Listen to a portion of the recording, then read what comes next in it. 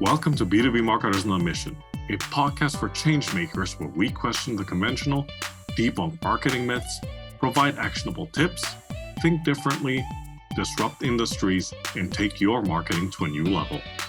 From improving your campaigns to making you a better marketer, these are the inspirational stories that will help us change the way we think and approach B2B marketing one conversation at a time. This podcast is brought to you by I'm Blake Consulting, helping you to stand out in the market and drive revenue to your B2B business. And now your host, Christian Klepp. Welcome everyone to this episode of B2B Marketers on a Mission. This is the show where we help you to question the conventional, think differently, disrupt your industry, and take your marketing to new heights.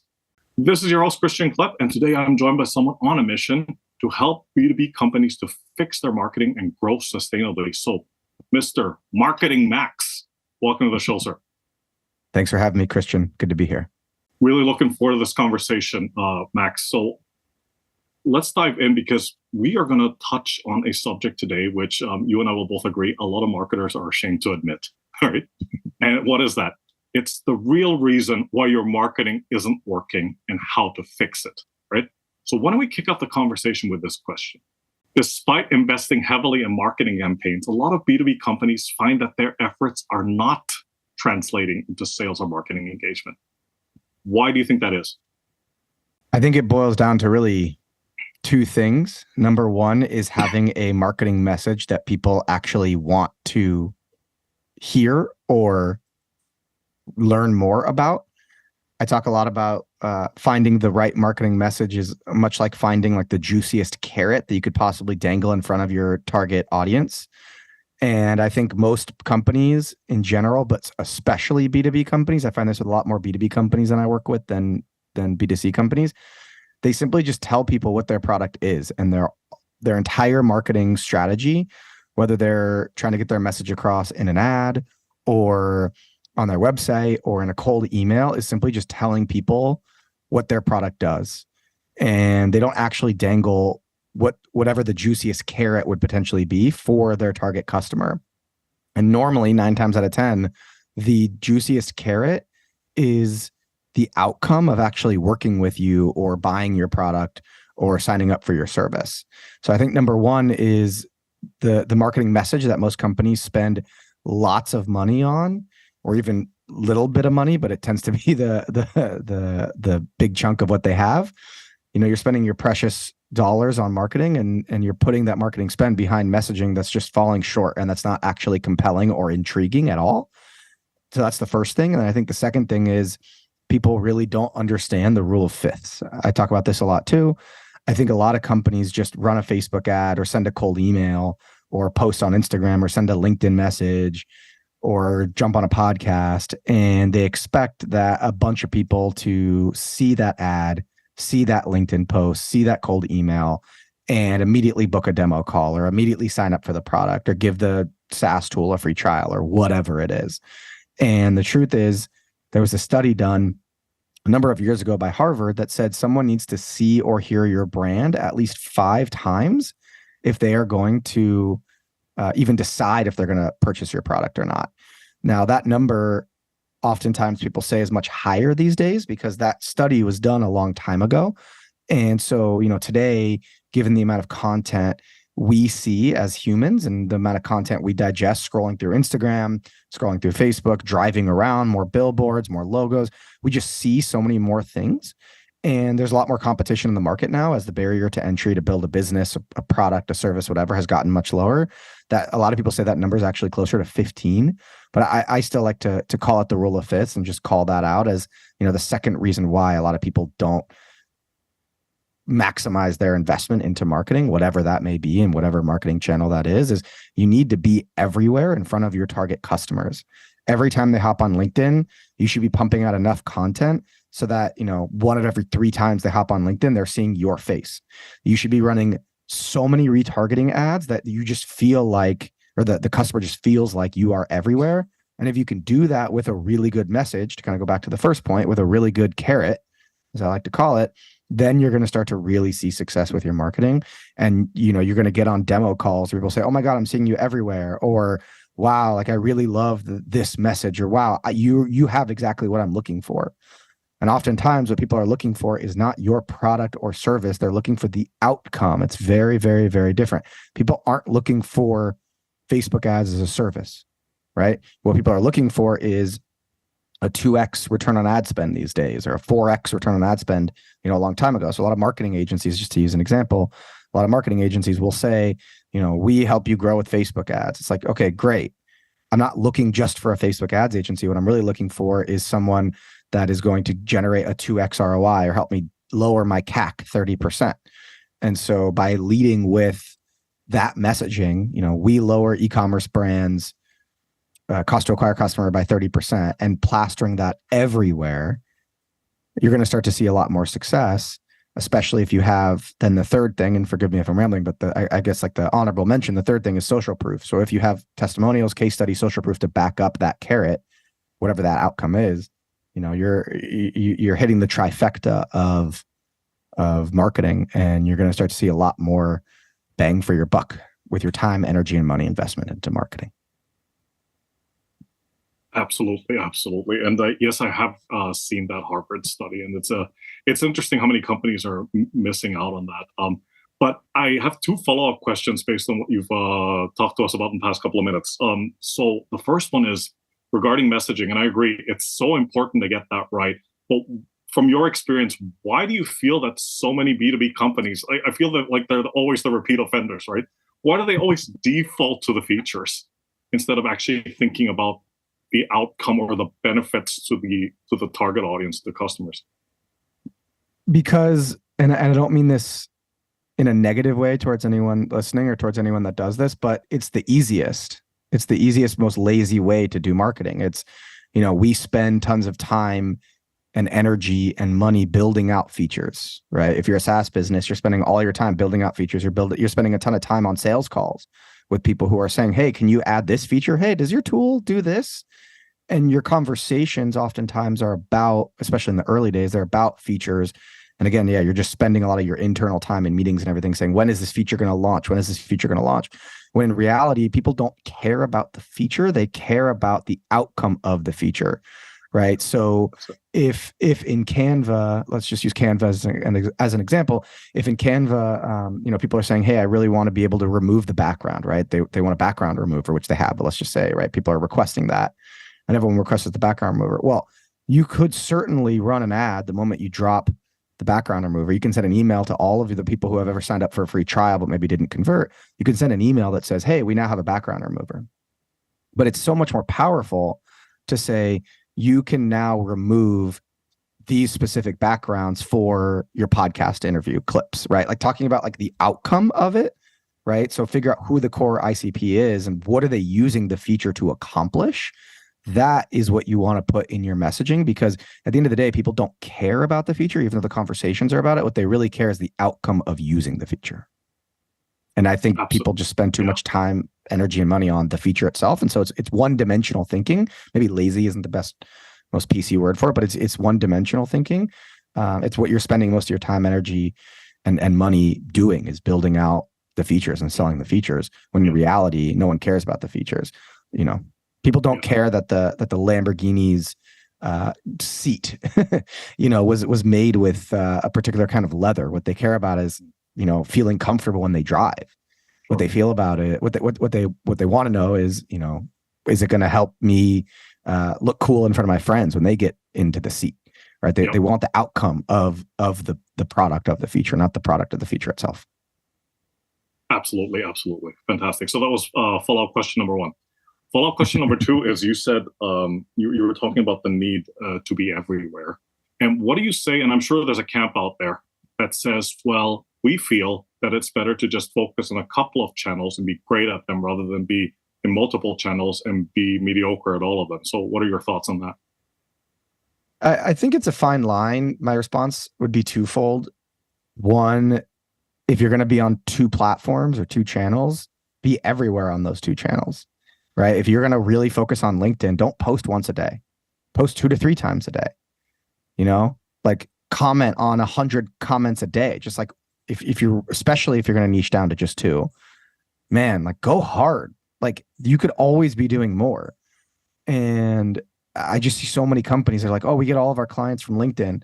Okay, well, how from LinkedIn? Well, we post, our CEO posts once a day and we send out 50 cold messages from their account a day. Well, why isn't the rest of the team posting? Why isn't the CEO posting twice a day? Has the CEO done an audit or hired someone to do an audit of what kind of their content drives the most amount of inbound leads or the most amount of book calls from their profile? Like let's figure out how to quadruple down, not just double down, but quadruple down on it if you're going to focus on one or two channels. The other comment is there are ways to quote unquote be everywhere without actually needing to spend a whole lot of time, energy, and money on other platforms. So what I recommend clients do is they spend $5 a day on a retargeting campaign on Facebook ads. And I can't tell you how many clients I have recommended this to, where I say, put a pixel on your website, a Facebook pixel on your website if you don't have one already, and create a simple $5 a day retargeting ad that says, anytime someone visits the website, show them one of these 3 ads. And in a perfect world, those 3 things are social proof, right? They're testimonials, because once someone's already visited the website, ideally the landing page that they visited makes that outcome claim, right? Decrease, your time spent managing projects by 30% or whatever. And then the next time they open up Instagram, the next time they open up Facebook, in some cases now the next time they open up WhatsApp, they will see an ad proving that you can do what you said you're going to do. And so you don't need a whole lot of discipline. You don't need to hire a $5,000 a month agency. You can hire a person literally on Fiverr or on freelancer.com or Upwork for $500 to stand up the campaign if you're really nervous about it. If you're not, you can go on YouTube and learn how to set up a $5 a day retargeting campaign with social proof. And I can't tell you how many people, like I do a lot of speaking at conferences, and everyone raises their hands when I say this and says, Max, how do we track ROI? How do we track, that this is gonna work? And my simple answer to everyone is you don't. You simply don't track ROI, because not everything in marketing is meant to be tracked, right? There's this huge article that went viral this week on LinkedIn about how Nike is royally messing up because their new CEO shifted their entire marketing strategy from brand awareness to performance. And they are getting eaten alive by competitors for the first time in Nike's history, right? Why is that? Well, number one, they're a consumer brand, and brand is super, super, super important. But number two, no company should be 100% performance or 100% brand. You need to find the equilibrium point for you. And so, spending $5 a day, which is what, $150 a month on the concept that you are going to get in front of people who already know you exist, who in some way, shape, or form are interested in what you have to sell them. You're going to get in front of them multiple times with a message that is very compelling because it's someone else vouching for you. If you use testimonials, videos, or quotes or whatever, like you'd be an idiot not to spend $150 on that every single month. Like, no offense to anyone. I don't mean to keep offending your audience, but you'd be an idiot not to do that because people need to see or hear your brand at least 5 times before they decide if they're going to purchase or not. So I get on the phone with a lot of clients. I'm like, what are your 5 touch points? And everyone says, yeah, we do that. I'm like, what are your 5 touch points? Well, they're emails. Okay, let's take a look at your emails. And every single email is asking for a call or offering a free trial or giving a 20% off coupon. It's just sales, right? By having a simple brand awareness $5 a day retargeting campaign, yes, you are quote unquote selling them, but by not having a button there or by making the button something very informal, you are significantly increasing your conversion rate because you're getting top of mind with people all the time. It's why Geico spends billions of dollars a year to be in every single commercial break, in every single TV commercial, because they know that someone needs to see or hear Geico a bunch of times before they decide when they recognize they need insurance, I'm going to go with Geico, right? You might have a worse product. You might be more expensive. You might have a bunch of headwinds. But if you are top of mind, when it comes time for someone to say, you know what, I'm finally ready to buy this thing. We're finally ready to hire a podcasting agency. We're finally ready to, get a project management tool. The person is going to choose the one that's super top of mind and that is more educated on more than just based on one feature, or more than based on just one price. Absolutely.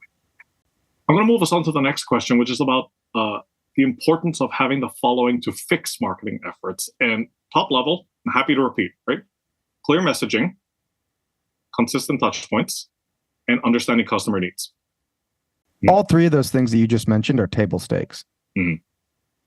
You know, if you're an entrepreneur and you have never learned marketing, you won't know what those three things are, or you haven't given much thought to them. That's totally fine.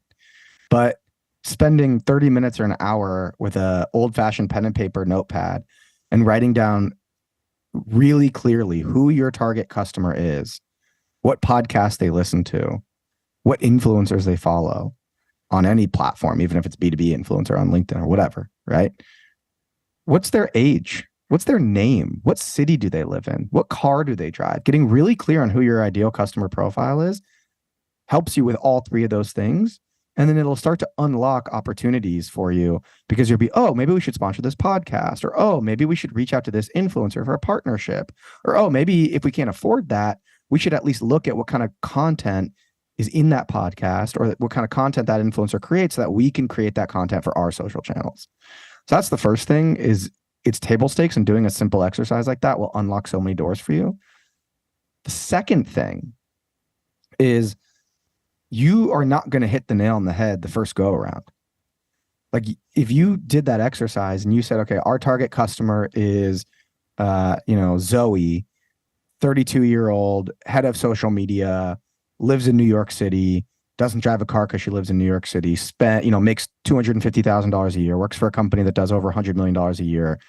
She follows these influencers on Instagram and these influencers on LinkedIn, and she listens to this podcast, right? If that's who you think it is, and you haven't been in business for a long time, and you don't have a ton of data, that person might change. Maybe it's actually the person below them, like not the social media manager that's in charge of social media for that huge company, but maybe it's, the smaller person underneath them. Maybe it's the CEO, right? That person's going to change. And so I think just having the awareness to know that you need to stick with one of those for 3 months or 6 months, but then having the awareness to know that that might change in 3 months or 6 months. And then eventually, as you grow, you might have multiple ICPs, right? Depending on your features, as we talked about earlier. All of those things are really, really, really important. And I think a lot of people just realize, okay, we can talk about our features, slap it together on a LinkedIn post or in a Facebook ad or in a LinkedIn ad or whatever. We'll try to update our G2 bio, right? If you're a SaaS business and you want to get listed on G2, we'll try to, update G2. And, we'll go from there. But no one actually takes the time. Very few people actually take the time to really think through, who is our ICP? What is the message that we can put in front of them that says, or that gets them to say, what is the message we can put in front of them that gets them to say, I need to book a call with these guys right now, or I need to start a free trial right now. And it's not going to be a feature. You don't win on features. You win on outcomes, no matter what you sell. No matter what you sell, right? It's why like a weight loss pill, I don't want to say like weight loss pill, but like it's why I guess, it's called a weight loss pill. Their ads don't say we have really good flavor. People like the taste of our weight loss pill or a weight loss like smoothie more than other people. They say, we'll help you lose weight. Yeah. The same thing applies in B2B. The same thing. Yeah. What are you going to help these people do? What is your software going to help these people do? What is your team, if you're a service, going to help these people do? What is the outcome? We'll help you grow. That's butt kiss. Mm-hmm. You're going to help me grow? Great. So is every other agency. So is every other SaaS platform. But like, what do I want to grow with? What kind of growth do I want? Do I want affordable growth? Do I want fast growth? Like, does your ICP typically take 5 years to accomplish their goals and you're going to help them do it in a year? Amazing. Is that what they really want? They're really concerned about speed. Are they really concerned about budget? We'll help you grow faster on a smaller budget. Okay, that's interesting. What do these people really want? They don't just want growth. They don't just want to save 20 minutes a day answering emails like Superhuman or whatever that tool is. They don't want to take back their time. That's cute. But, come up with 3 or 4, run them as Facebook ads or run them as social posts and see which one does best. A/B test the living crap out of it. Yeah, no, absolutely. So we've talked about messaging and having that right and relevant messaging. We've talked about thinking through your ICP. From your professional experience, what would you say, how often should companies go back and review this messaging, this ICP, to see if it's, to your point, still relevant or not, or has that changed? Has it expanded, etc.? Yeah, that's a really good question. I don't think people think about this. I think first and foremost, you need to come up with like 4 and A/B test them over the course of a month. If you don't have budget for Facebook ads, install this tool called crazyegg.com. It's like 30 or 40 bucks a month, and you can A/B test it on your website. And you could literally change the headline on your homepage or on any page to 3 or 4 different things. And then you can track a button click.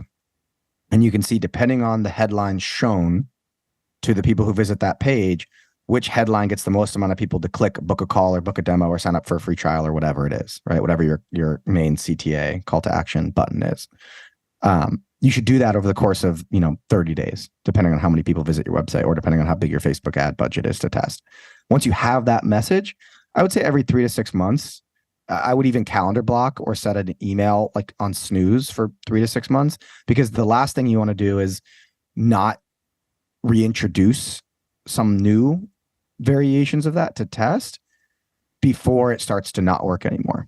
Either that audience is going to get tapped out, or the language, like the lingo of the space, is going to change, or people's needs change, right? Your target ICP's needs, what they really, really, really want, will change depending on the economy, depending on the time of year, even sometimes, right? Like slower months. Like, what do you really want in the summertime if you run kind of a seasonal business, or if things are way slower for you? If your target ICP is way slower in the summer, like, changing the tagline to "we can help you accomplish this ideal outcome in the slow months" is really compelling, right?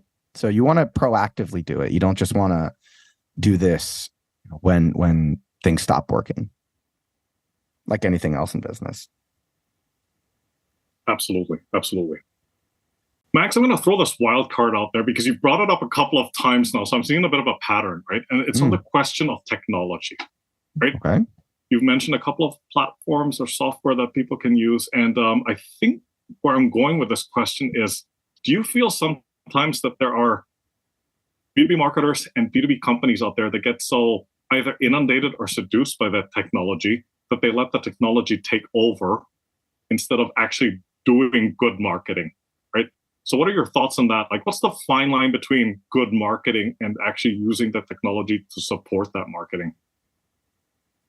I don't think people, to use the word lazy again, I don't think people get lazy because they rely on technology too much. I don't think that's it at all.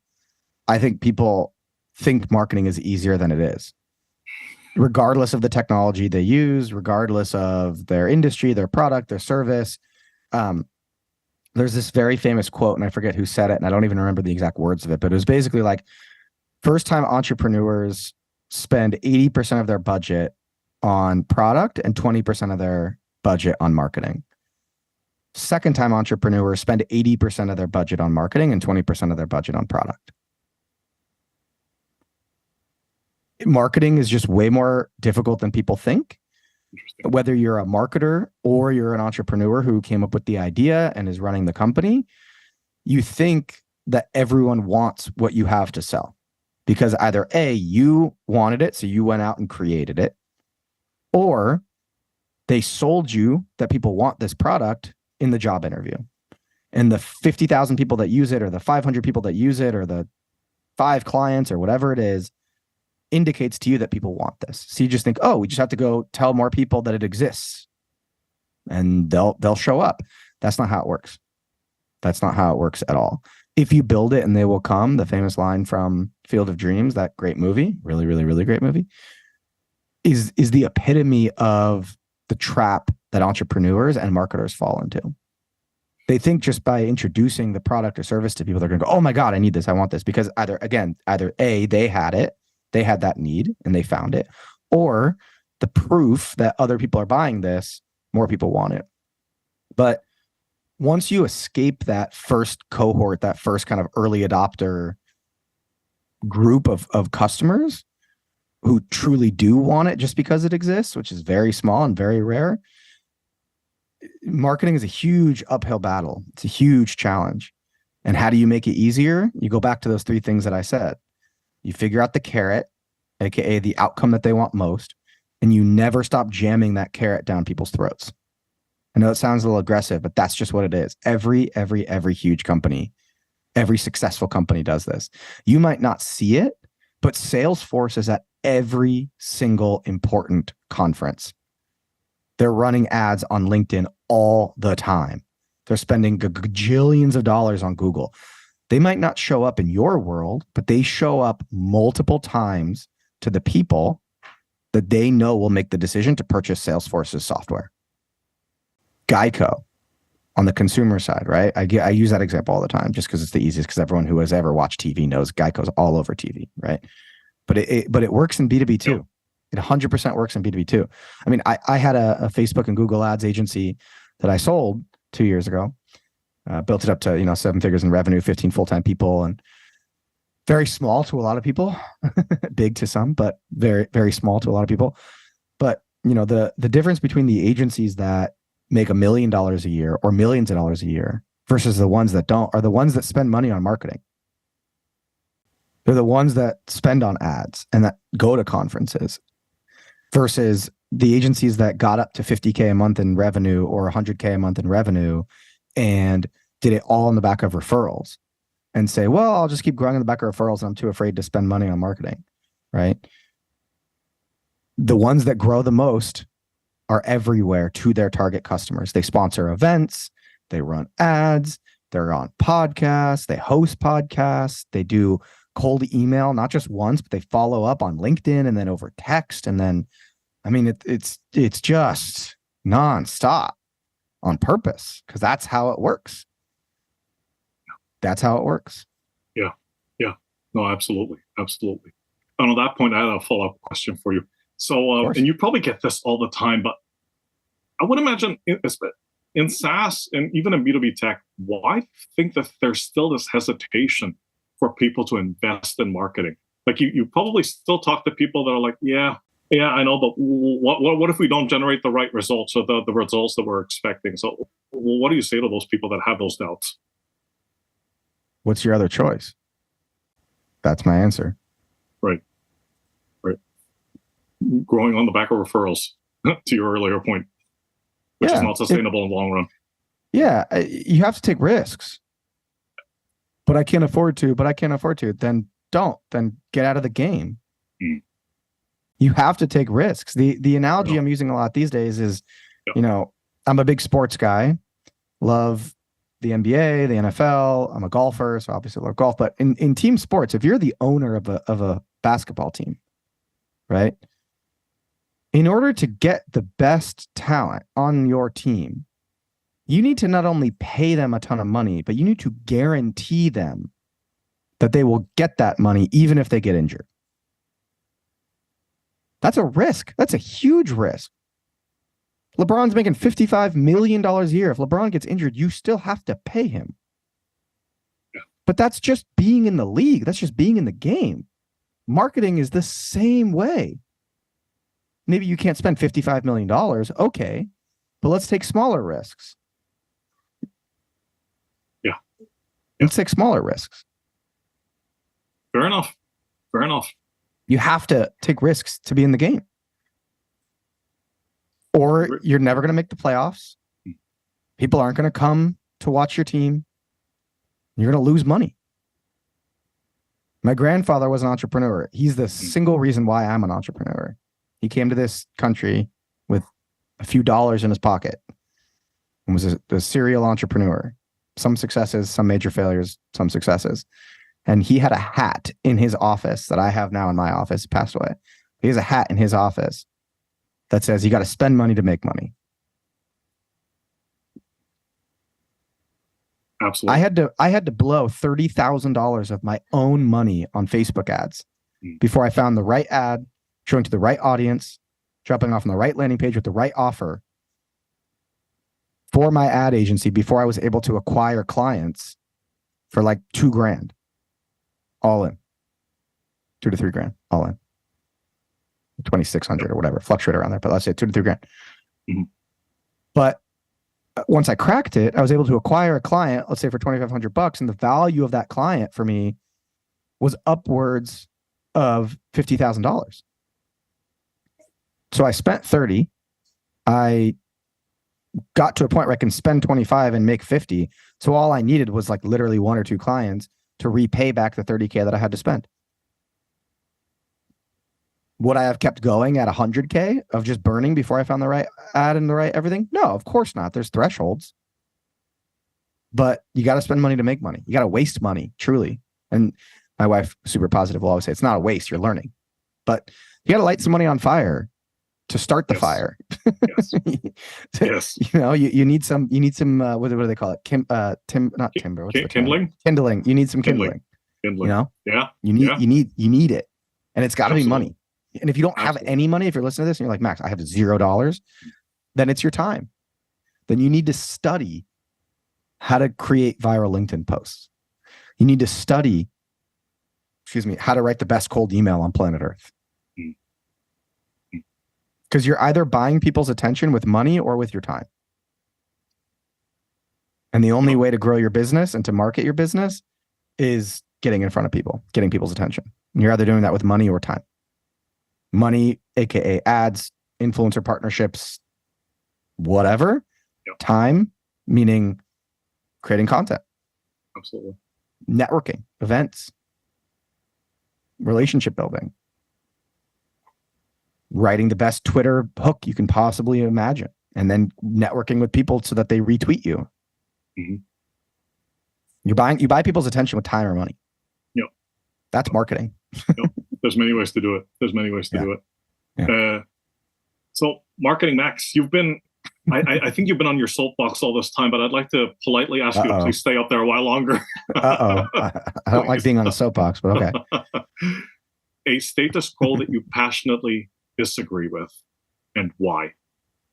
I think we kind of touched on it. I think it's like, if you build it, they will come. I think you really, really, really, really, really, really, really, really, really, really, really, really, really need to buy people's attention with time or with money. You know, you can't just get in front of people and hope that they purchase your product. You have to get in front of them and give them something compelling that makes them intrigued enough to double click, to zoom in, to get in contact. So many people I meet, it's like, man, you know, word of mouth, we're growing like wildfire. It's like, that's going to stop at some point. Unless you have a viral product, there's, you know, viral nature in it. Yeah. The other thing, totally unrelated, is less of like a marketing, not trope. What was the term again? Status quo. Yeah, status quo. Yeah, status quo. Another thing I talk about a lot and that I believe very aggressively, and I don't even think people like believe this, but I think it's just the status quo. Your website is a living, breathing thing. The status quo, to use that term, is you spend 2 to 20 grand on someone to build your website, and then you never touch it, or you update it with some features. You need to be constantly analyzing the data of where traffic is coming from, where people are clicking, what pages people are clicking to. Like, when you really start to analyze the data of how people are interacting with your website, you'll start to see some insane patterns. Sometimes I've found with clients, like, all of the people that convert check out one particular like breakdown of the features pages or of the About Us page or of the like case studies page before they actually convert. So it's like, man, people are dying for this content. And once we show them this content, they convert.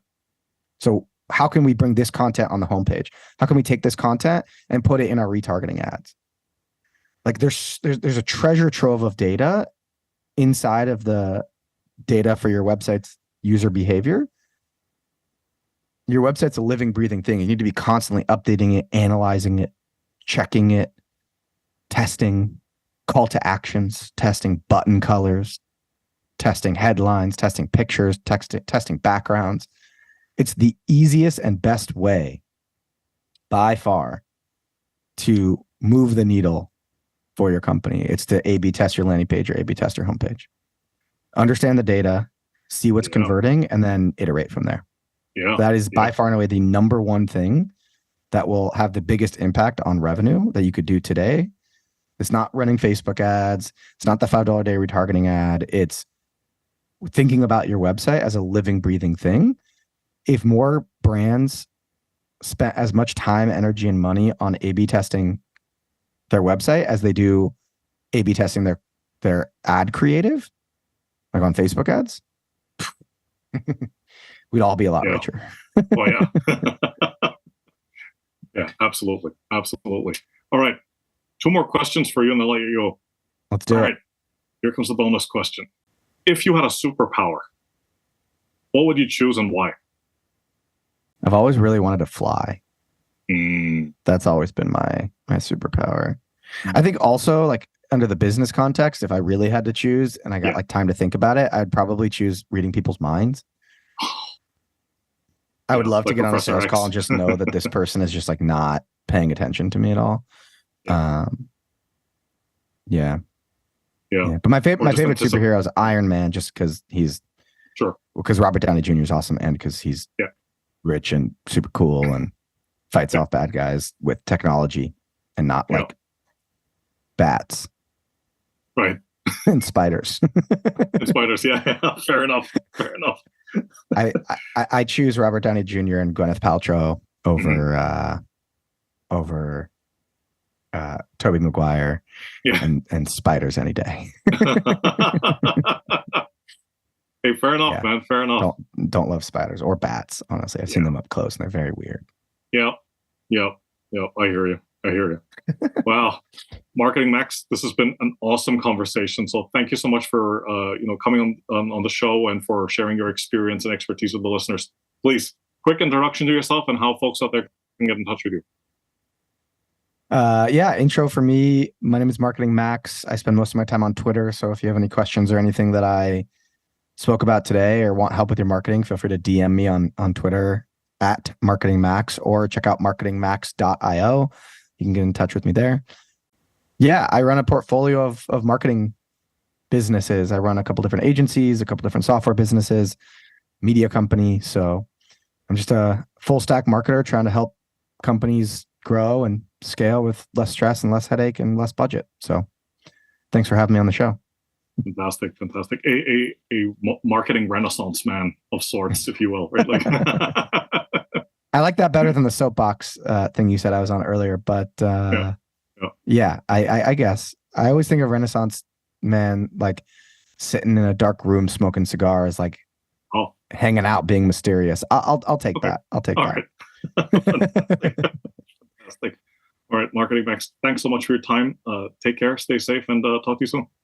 Thanks for having me. See you guys on Twitter. Bye for now.